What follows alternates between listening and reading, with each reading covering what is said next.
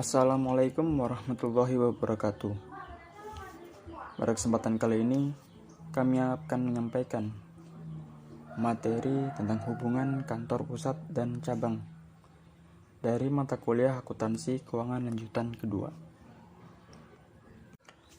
Masuk pada karakteristik agen dan cabang.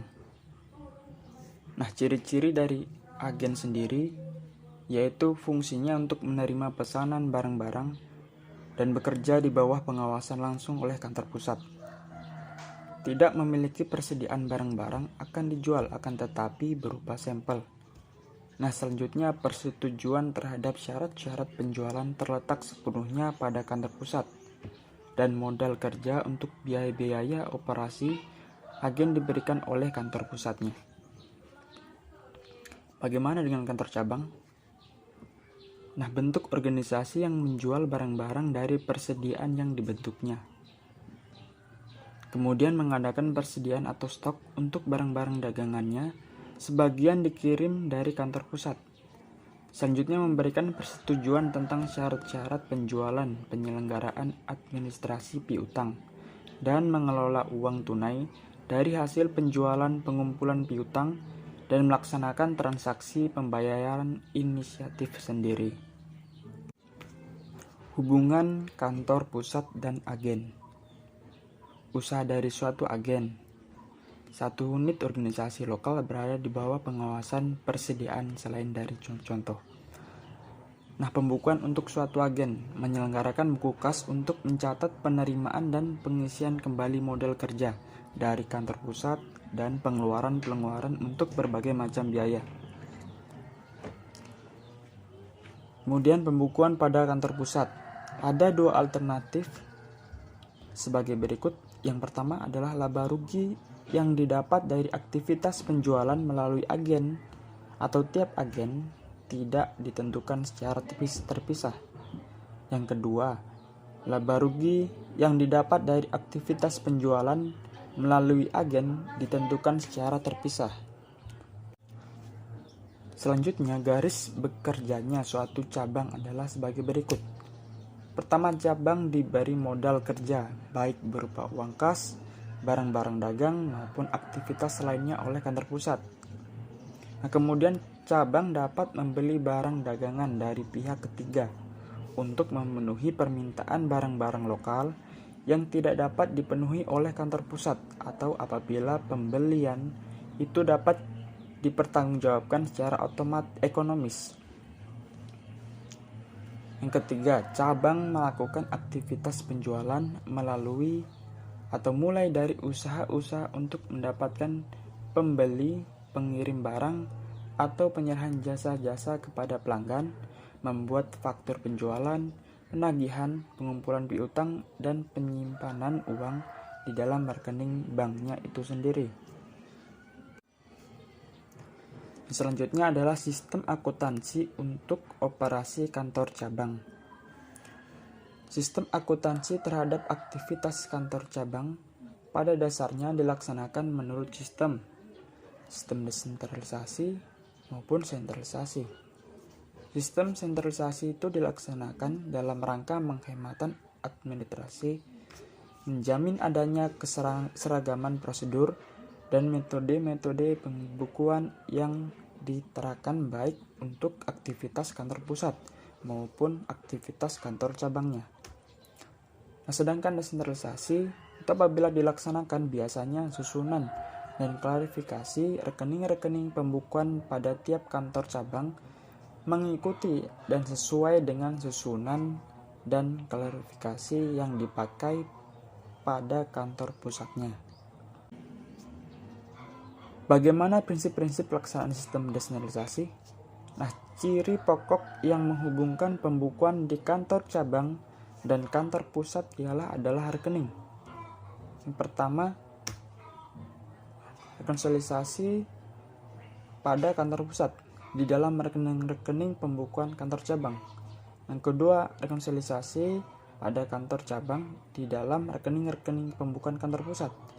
Yang ketiga adalah rekening tersebut merupakan rekening pro forma. Nah, ini adalah hubungan antara cabang dan kantor pusatnya. Itu akan tercermin dalam rekening buku besar yang diselenggarakan oleh masing-masing pihak. Suatu cabang dibentuk oleh suatu perusahaan untuk memulai usaha cabang tersebut. Nah, kemudian dikirim uang tunai sebesar 1 miliar. Rekening-rekening pembukuan yang terlibat dalam transaksi ini pada masing-masing pihak akan ternyata sebagai berikut. Nah, jadi transaksi intern pada kantor cabang demikian itu tidak mempengaruhi investasi kantor pusat di cabang yang jumlahnya sebesar 1 juta. Oleh karena itu, kantor pusat tidak melakukan pencatatan apapun terhadap transaksi pengeluaran kas di kantor cabang tersebut. Nah, dapat dilihat rekening-rekening timbal balik untuk menghubungkan pembukuan di kantor pusat dengan kantor cabangnya.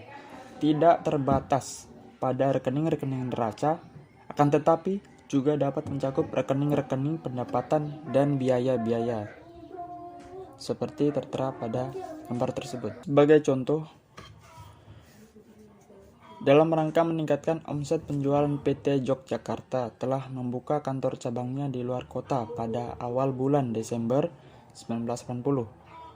Ikhtisar transaksi yang terjadi di kantor cabang dalam bulan Desember dan jurnal untuk mencatat transaksi-transaksi tersebut masing-masing oleh kantor cabang dan kantor pusat adalah sebagai berikut.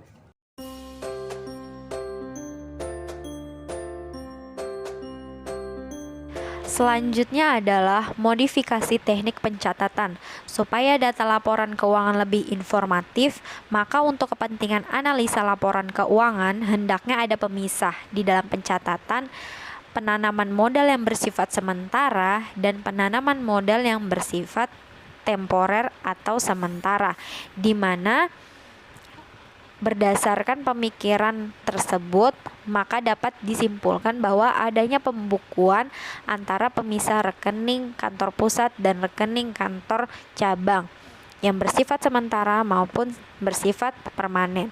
Yang di sini dimaksud adalah rekening kantor pusat maupun kantor cabang yang bersifat sementara berhubungan dengan piutang maupun hutang lancar.